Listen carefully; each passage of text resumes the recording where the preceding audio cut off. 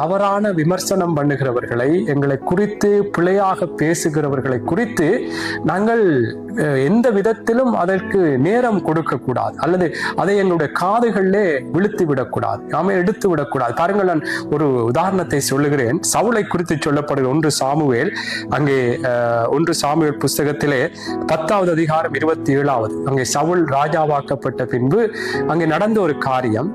ஆனாலும் பேலியாளின் மக்கள் இவனா நம்மை ரட்சிக்க போகிறவன் என்று சொல்லி அவனுக்கு காணிக்கை கொண்டு வராமல் அவனை அசட்டை பண்ணினார்கள்.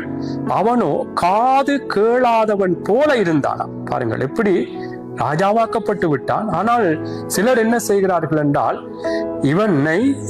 இவனா நம்மை ரட்சிக்க, இவன் காது கேட்கத்தக்கதாக பேசுகிறார், இவனா நம்மை ரட்சிக்க போகிறவன் என்று சொல்லி அவனுக்கு காணிக்கை கொண்டு வராமல் அவனை அசட்டை பண்ணினார்கள்.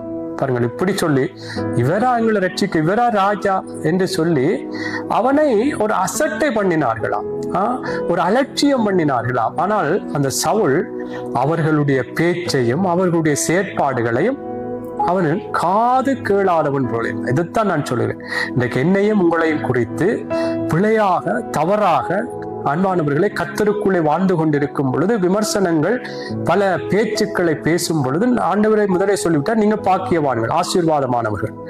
ஆனால் இப்படி பேசும் பொழுது நாங்கள் எப்படி எங்களுடைய செயற்பாடுகள் இருக்கணும்னா, காது கேளாதவர்கள் போல, சவுளை போல இருக்க வேண்டுமா? ஆமென். காது கேளாதவர்கள். சவுளை பார்த்து சொல்லுகிறாங்க, எப்படி என்றா, இவனா எங்களை ரட்சிக்க போறவன், இவனுக்கு காணிக்கை, அவனுக்கு காணிக்கையும் கொண்டு வராமல் அசட்டை பண்ண. இப்படி அன்பானவர் பல விதங்கள் எங்களை அசட்டை பண்ணலாம். அசட்டை பண்ணும்படியா விமர்சனங்கள் வரும்.